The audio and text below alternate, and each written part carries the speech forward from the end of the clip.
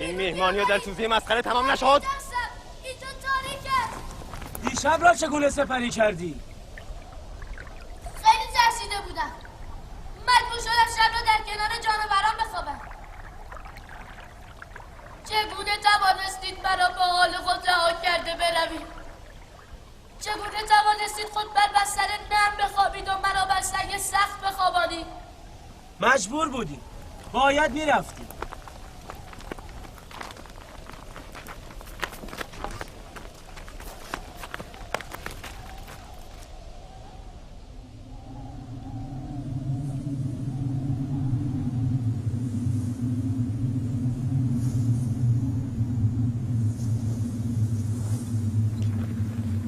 شمون یهودا آن چیست؟ طوفان است. باید در جای پناه بگیریم. طوفان لاوی بس است. طوفان باید پناه بگیریم. ما مجبوریم برویم. طوفان آغاز شده است. من باز دستتو باز می‌کردم. نگران نباش.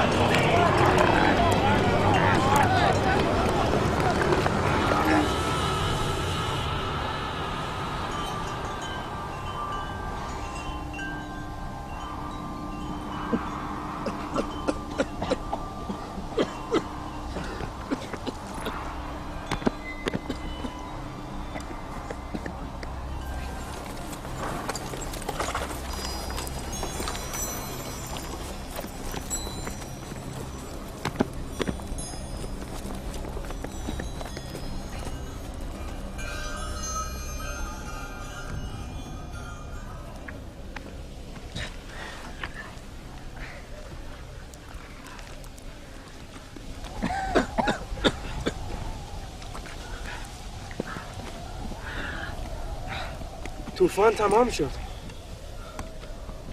این چه طوفانی بود؟ عجب طوفان سهمگینی بود. به ناگاه شروع شد و چه زود تمام شد.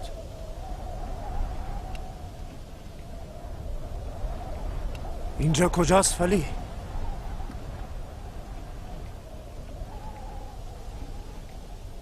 خدایان به ما رحم کنن. راه را گم کرده ایم. گویا این طوفان مأمور گمراه کردن ما بود.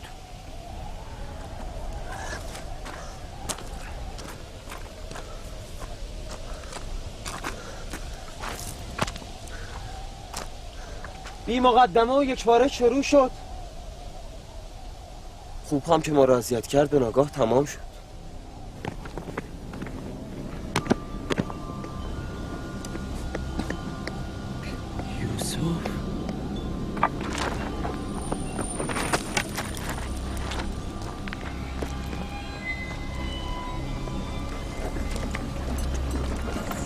حال چه کنیم؟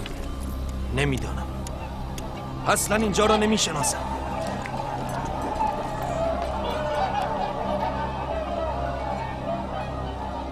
طوفان تمام شد.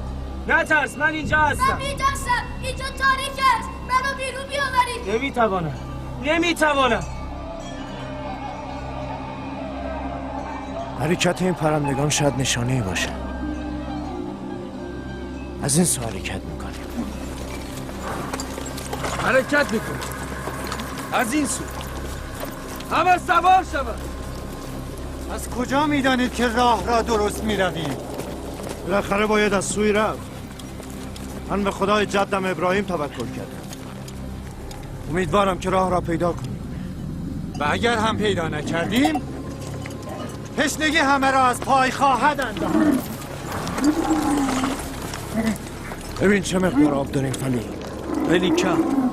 نیمی از یک مشت. ببینید هر کس تشنه است به او آب بدهید. تشنگی خودمان چه؟ اگر آب تمام شود مرگمان حتمی است. مرگ با هم، زندگی نیست با هم. اگر آب هست برای همه، اگر نیست برای هیچ کس. این درست نیست که در این موقعیت تو تنها به فکر خیش باشی.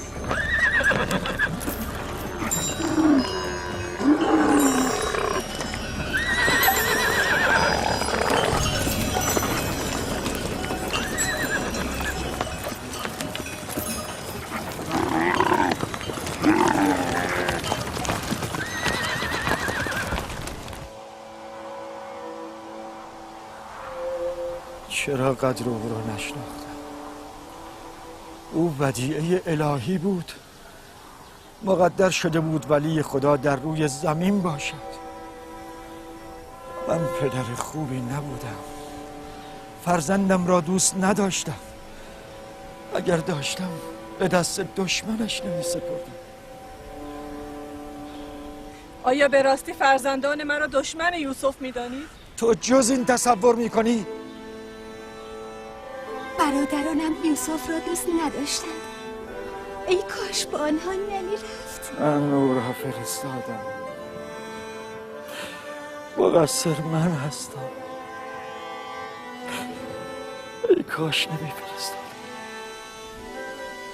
ای کاش نمیفرستادم.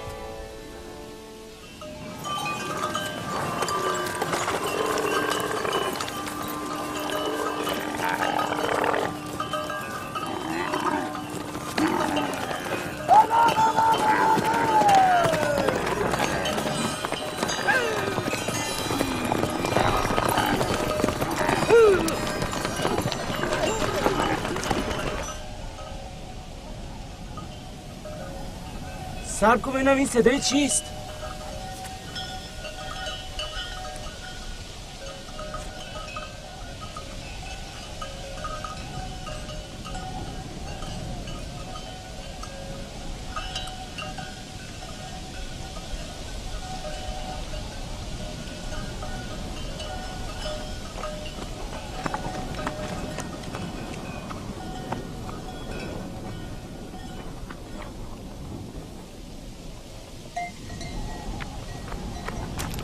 اگر اشتباه نکرده باشم قافله‌ای به این سو میآید.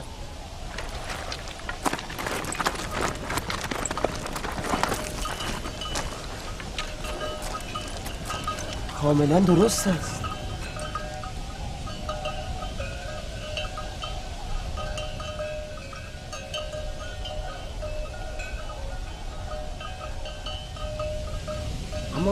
اما قافله ها به ندرت از اینجا عبور میکنن. اینها اینجا چه میکنن؟ ما در پناهگاهیم، نخواهند دید. دیرم که ما را نبینند. با گوسفندان چه کنیم؟ فرصت است. فاصله قافله تا اینجا زیاد است. نفتالی چه میگویی؟ گله را از اینجا ببر. آنجا که این درخت و تپه را ندیدی گله را متوقف کن.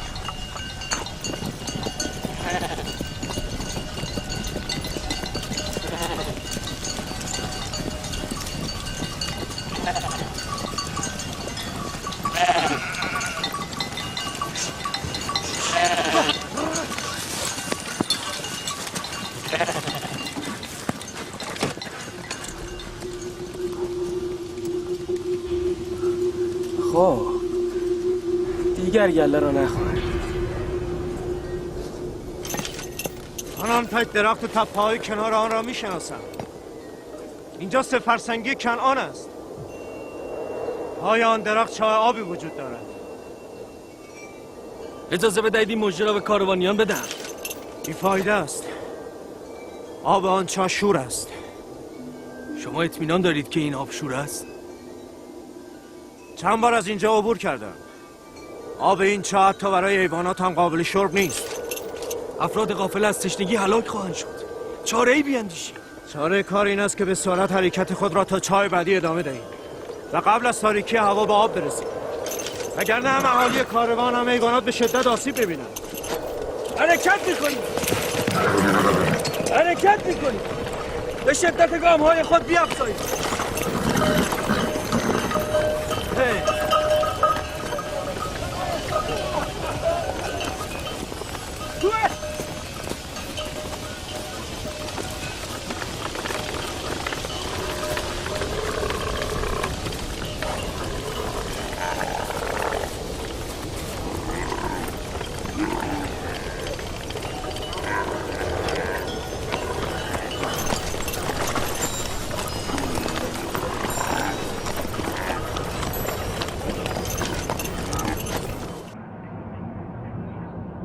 خدای مهربانم، اگرچه برادرانم به من ستم کردن، در عوض میدانم که تو با من مهربانی.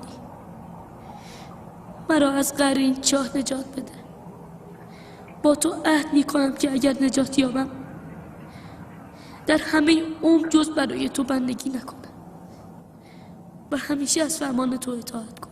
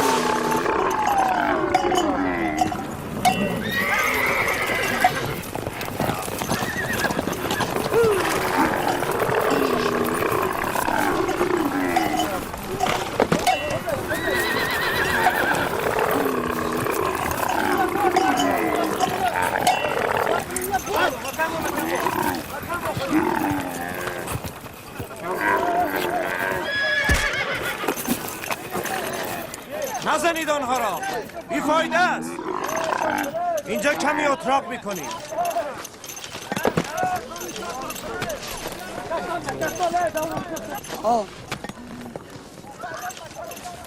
این چه سری است؟ بوی آب به مشامشان خورده. حیوان که نمیفهمد آب این چاه شور است. اصلا نمیفهمم چه اتفاقی افتاده. این حیوانات رو چه شده؟ آب آب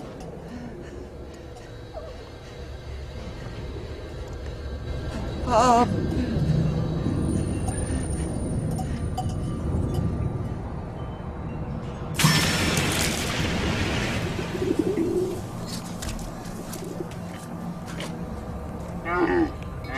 آب دارد. شنیدی؟ چه فایده وقتی شور است؟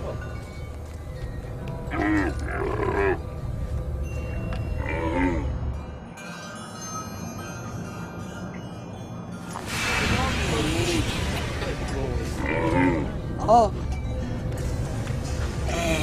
آب آب این چاه اصلا قابل خوردن نیست.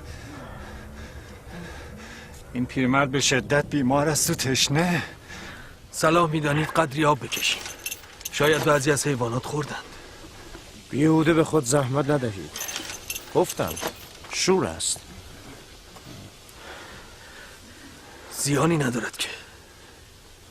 هر طور میل خودتان است. دلو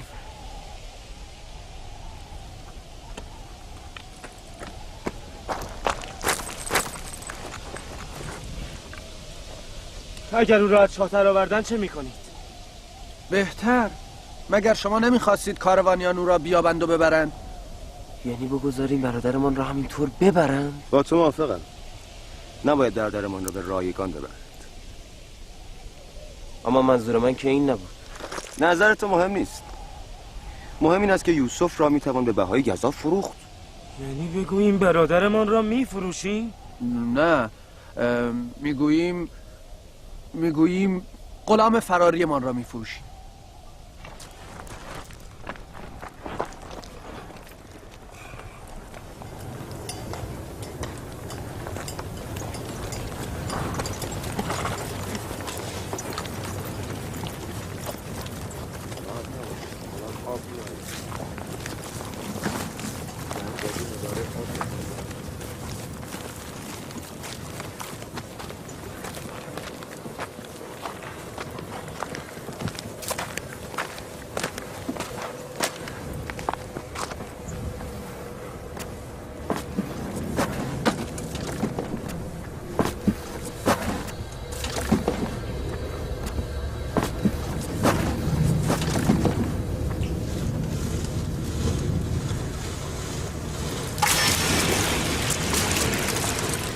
با این درد بالا خواهم رفت.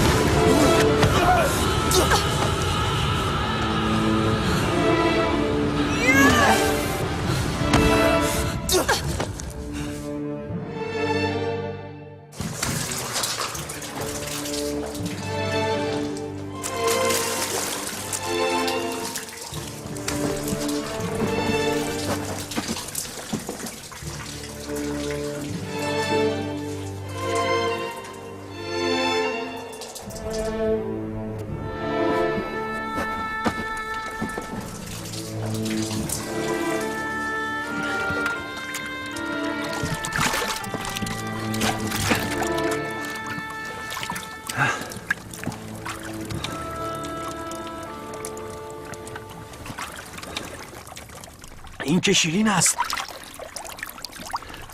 راست میگویی. این آب که شور نیست. این آب شیرین است. این آب شیرین است جناب مالک. آب شیرین است جناب مالک. آب شیرین است.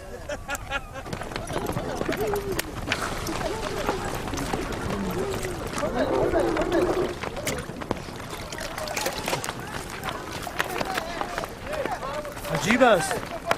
دیدید شیرین است؟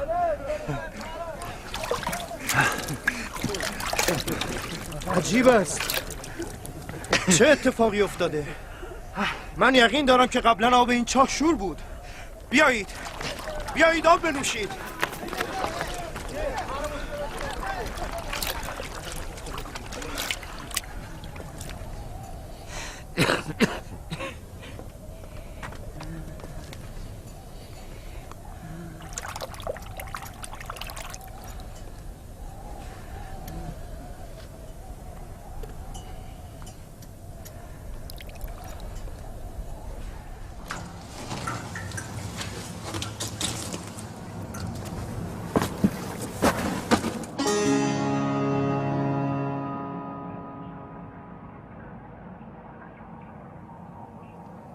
تو مأمور نجات خیلی عظیمی از بندگان خدا هستی. اینان مأمور نجات تو هند. بر درب بنشین تا از این چاه نجات یابی. از چاه نجات یافتم نزد پدر میروم؟ نه، تو مأمور نجات خیلی عظیمی از بندگان خدا هستی. با این کاروان به سرزمین دوری خواهی رفت. پس پدرم، من او را دوست دارم. او باید سالها فراق تو را تحمل کند. این اراده پروردگار یکتاست. نزد کاروانیان نام و نشان خود را انکار کن. هرچه از تو پرسیدند فقط بگو فرزند چاهم. ولی پدرم نمیتواند دوری مرا تحمل کند. تحمل دوری تو بهتر از تحمل مرگ توست. اگر نزد پدر بازگردی برادرانت تو را خواهند کشت. بهتر از سکوت کنی و تسلیم اراده پروردگار باشی.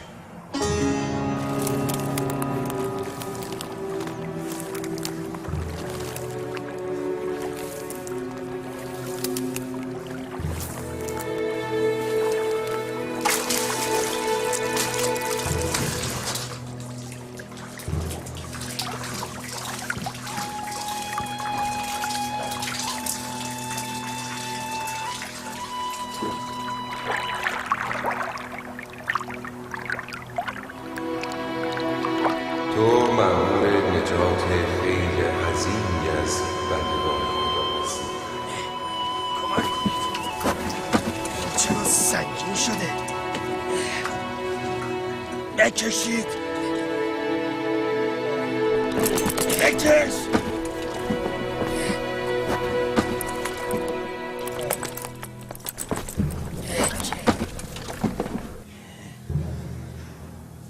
درون درب چیست؟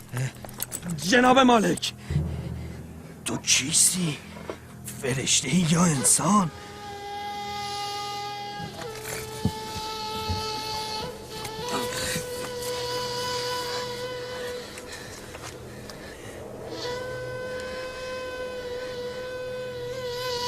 تو اینجا چه میکنی پسر جان؟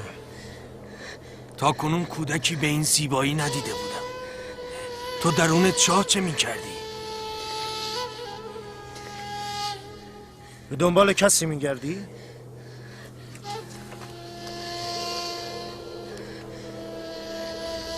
چرا سکوت کرده ای؟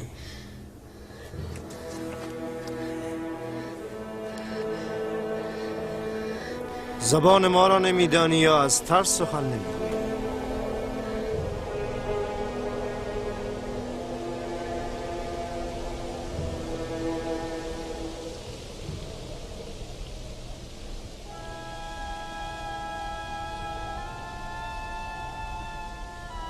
بیش از آن که همه چیز را برملا کند باید دهانش را برای همیشه بست.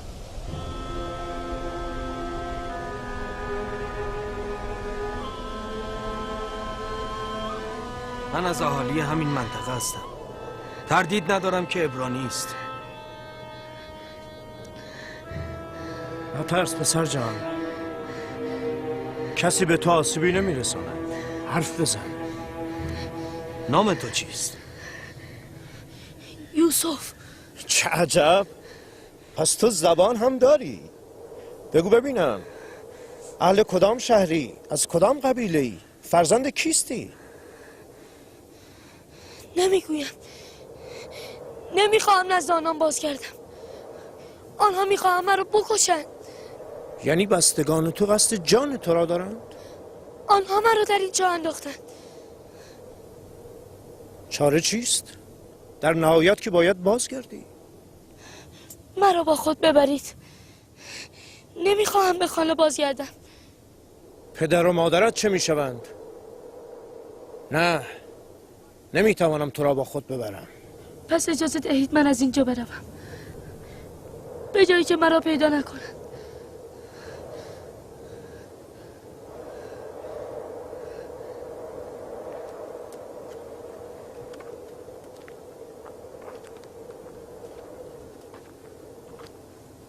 با این کودک چه کنیم فلی؟ من میگویم با خود ببریم.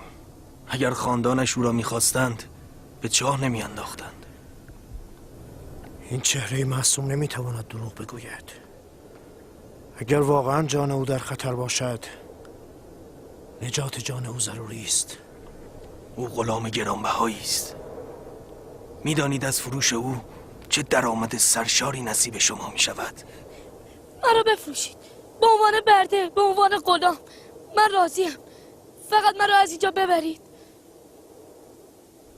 این چهره یک برده نیست، ولی با این همه او را پنهان کنید با خود میبریم. اگر از اهل او به جستجو آمدن انکار کنید.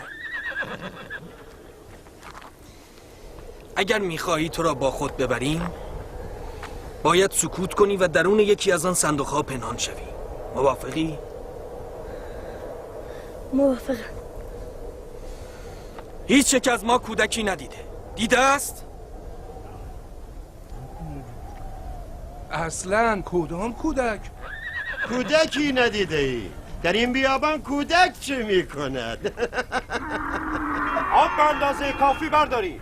هرچه سریعتر باید راه بیفتی.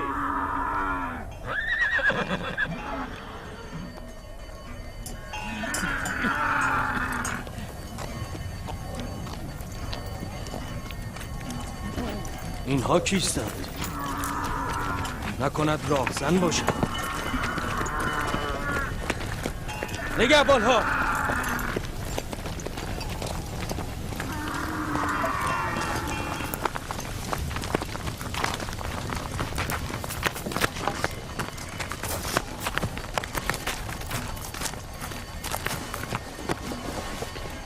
برده ما را به ما واگذارید. کدام برده؟ همان که از چاه بیرونش آوردید. همان که پشت پنهان شده. برده شما درون چاه چه میکرد؟ او خود را به چاه افکند. ما نینداختیم. چرا نجاتش ندادید؟ به دنبال تناب رفته بودیم برای نجات او که در هر حال اینک او برده ماست و به هیچ عنوان. اگر خود نخواهد با شما همراه شود چه؟ او چون این حقی ندارد. برده مطیع اراده مولای خویش است. البته اگر بپذیرد که برده شماست. یعنی چه؟ اگر نپذیرد؟ شما را توان مقابله با افراد کاروان ما نیست. او را به شما نخواهم داد. شما می توانید از خود او جویا شوید. او خود خواهد گفت که برده ماست.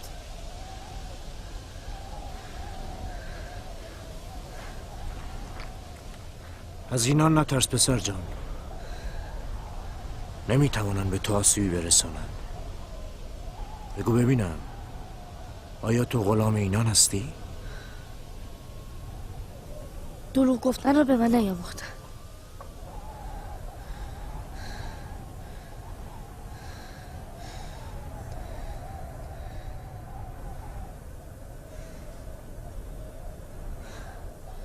اینان مهتران و صاحب اختیار من هستند. مرا در کنار ایشان پروریدند. اینان اهل من هستند. دیدید؟ نگفتم او برده ماست؟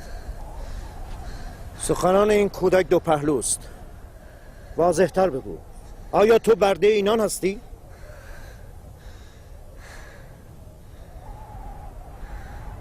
اینان مهتران و صاحب اختیار من هستند. من پاسخ مشخصی دریافت نکردم. می توانم یوسف را به شما باز نگردانم. ولی ما به زور هم که شده او را خواهیم گرفت. تردید نکنید که جان در سر این راه خواهید گذاشت. یقین بدانید تعداد کشته‌های شما کمتر از ما نخواهد بود. به راستی شما به خاطر این برده گریزپای سر به هوا حاضرید بکشید یا کشته شوید؟ دست بردارید. گلویی که به دست باز می شود به دندان چرا؟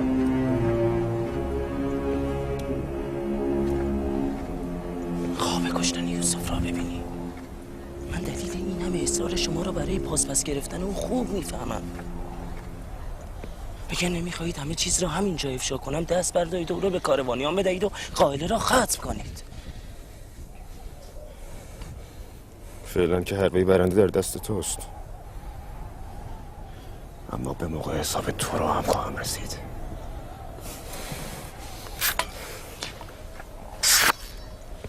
فکر نمی کنم به خاطر تصاحب این برده حاضر شوی چندی خون ریخته شود. با آن که در برده بودن یوسف تردید دارم، اما از آن گذشتم.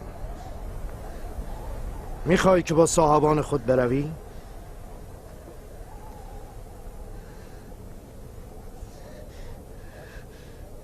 چرا با ایما و اشاره میگویی؟ اگر تو مایل به خدمت ما نیستی، ما نیز چندان علاقه به برده گریزپا و سر به هوایی چون تو نداریم. ما حاضریم اون را بفروشیم. خریدار آن هستی؟ می توانم از علت این تصمیم ناگهانی سوال کنم؟ چندان هم بی علت نیست. خسته شدیم بس پی او دویدیم و او را جستجو کردیم. بهایش چند است؟ 1000 درهم. گرچه بیش از اینها میارزد. او زیبا و باهوش است. 1000 درهم برای برده گریسپا و سر به هوا؟ نه، من چنین بهایی نمیپردازم. یعنی ندارم که بپردازم. هرچه داشتم صرف خرید کالا کردم. هدف ما دور کردن یوسف از پدر است، نه تجارت. چه عیب دارد؟ چرا باید از چنین سودی بگذری؟ یا باید به اون چه که داجه دارد بسنده کنید، یا اینکه یوسف را نزد پدر بازگردانید. انتخاب کنید. چند درهم داری؟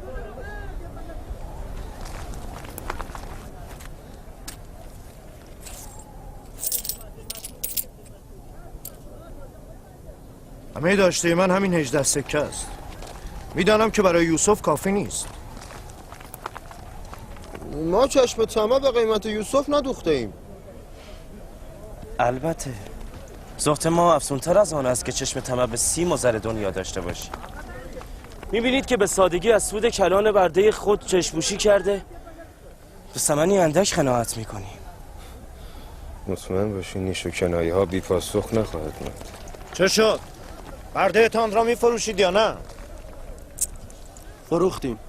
از آن شما. اما چند شرط دارد. چه شرطی؟ اولا که بر او بند نهید تا فرار نکند. دوم به سرزمینی دور از اینجا ببرید تا هیچگاه نتواند بازگردد.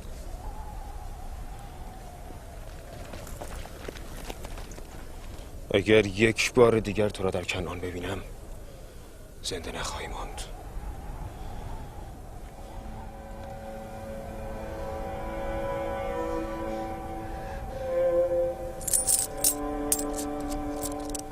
در قبال خرید این برده باید سند داشته باشم، وگرنه کسی او را از من نمیخرد. مانعی نیست. فلی، چرم و جوهر بیاور.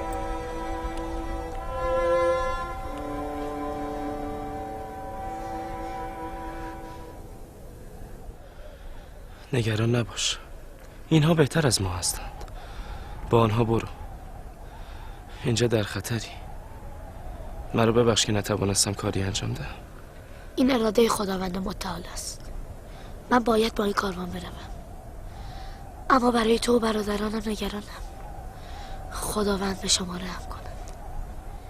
من برای همه شما دعا خواهم کرد. نگذارید غم دوری من پدر را سجده دهد. او را تسکین دهید. مشخصات برده را بنویسید و رضایت خود را از فروشان ذکر کنید. فراموش نکنید که زیر سند باید نام و مهر شما باشد.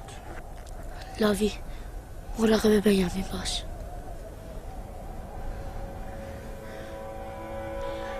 میخواهم تو را ببوسم، اما اینها به ما شک خواهند کرد. مواظب خودت باش. خداوند همیشه با توست. خودت را به او بسپار. در آینده نیست چون گذشته تو را حفظ خواهد کرد.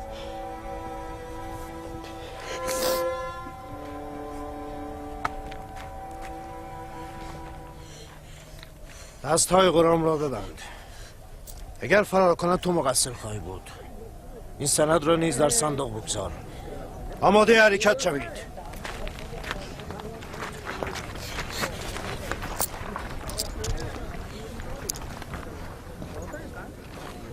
برویم. صبر کنید. باید مطمئن شویم که رفتند.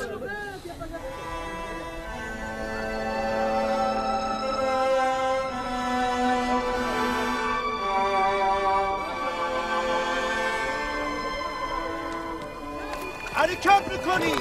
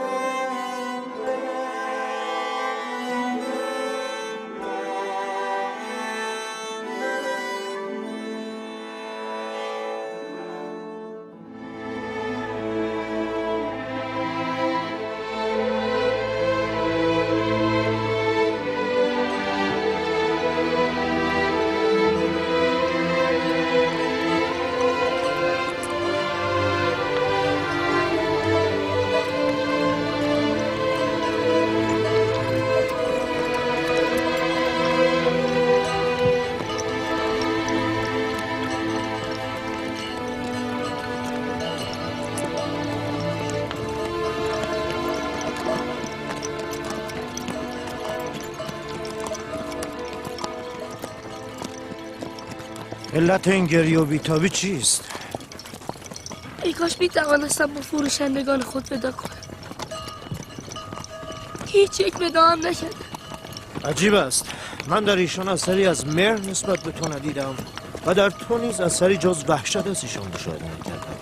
این چه رغبتی است که برای ودا با ایشان داری؟ اگرچه آنان از من نفرت دارند، اما من همه آنها را دوست دارم. گذشته هرچه بوده فراموش کن. از این پس تو برده منی و باید با این زندگی خوب کنی.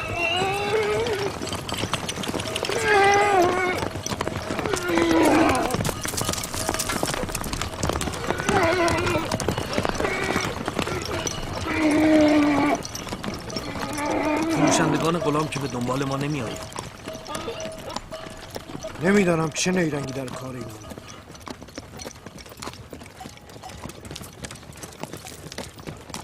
نه به آن اصرار و شتاب آمدن و قصد خونریزی داشتن، نه به آن سهولت از غلام گذشتن و او را به 18 درهم بگذاشتن. من نیز از کار آنان سر در نیاوردم.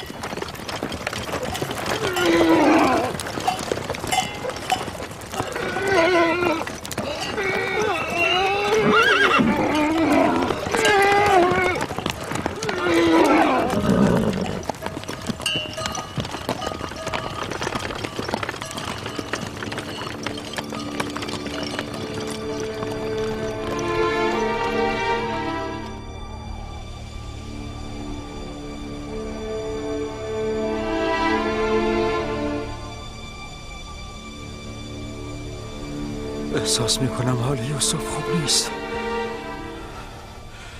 قلب من در سینه بیتابی میکند.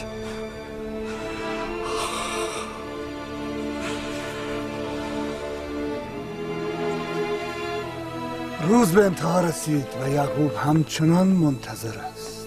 اگر بچه ها از یوسف نشانه بیابند، یعقوب آرام خواهد شد.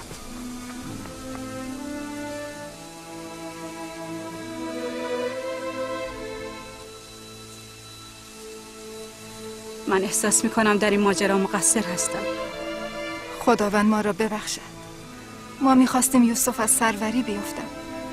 نمیخواستیم کشته شود. یعقوب نمیخواهد باور کند، اما یوسف کشته شده.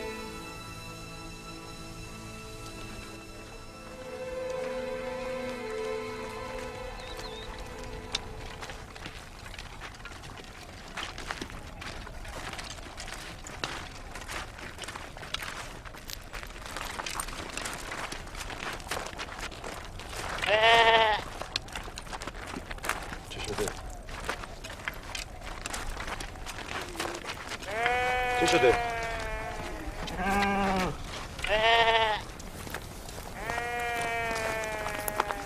گوی به گله زد. گوسفندان را کن. از تو اینجا چی کردم؟ مرده بودی؟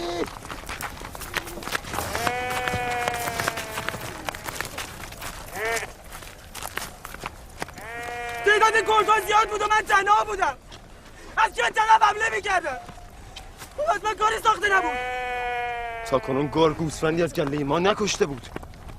این بار چه شده؟ از امروز به بعد خواهد کشت. از حالا به بعد باید منتظر بلاهای زیادی باشیم. وقتی چون گرگ بر ری مظلوم حمله میکنیم، باید منتظر حمله گرگ ها به خودمون باشیم. این تازه آغاز بلای گوناگون است. خسته شدم از بستن و کنایه های تو را تحمل کردم. لعنت بر تو که آفت برادران ما شده ای. خفه شو نبی، او را بزن یهودان!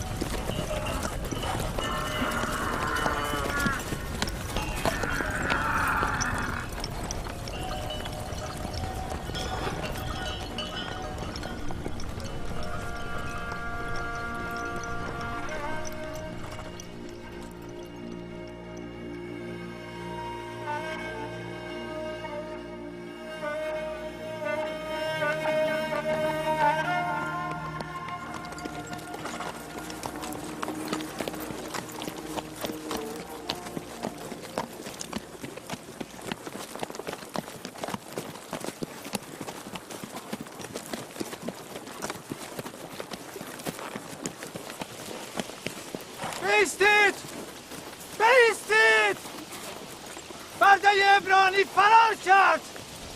بیستید.